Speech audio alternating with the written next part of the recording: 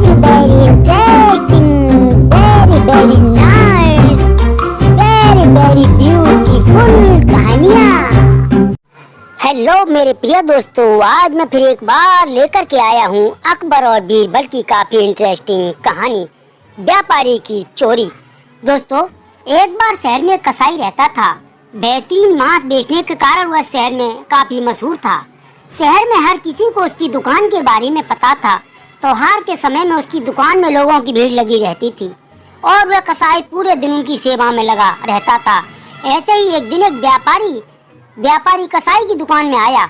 उस समय कसाई अपने पैसे गिनने में व्यस्त था। व्यापारी ने उसे 1 किलो मांस पैक करने को कहा। कसाई ने अपने पैसे का थैला काउंटर पर रख दिया और मांस लेने के लिए भंडार घर में चला गया।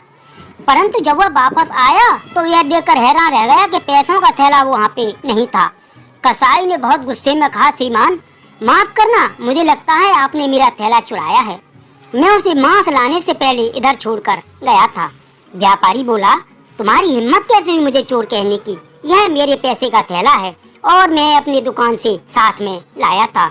कसाई और व्यापारी की लड़ाई अब बढ़ने लगी और बहुत से लोग उनके चारों ओर इकट्ठा हो गए।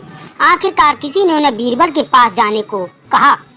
व्यापारी और कसाई बीरबल के पास चले गए। बीरबल ने ध्यान से पैसे का थैले को नीचे रखा। फिर उसने व्यापारी से कहा, क्या तुम खून का व्यापार करते हो? व्यापारी हताश रहे। उसने कहा, नहीं श्रीमान, मैं तो तेल का व्यापार करता हूँ।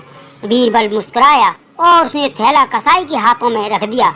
बीरबल ने कहा, थैले पर खून के धब्बे हैं, कुछ सिक्कों पर भी खून के धब्बे लगे हुए हैं।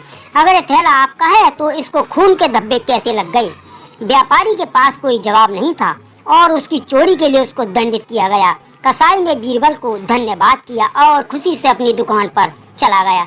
दोस्तों, यह थी बीरबल की चतुराई की कहानी। दोस्तों, कहानी कैसी लगी एक बार कमेंट में जरूर लिखें। कहानी सुनने के लिए प्यारे दोस्तों बहुत बहुत धन्यवाद।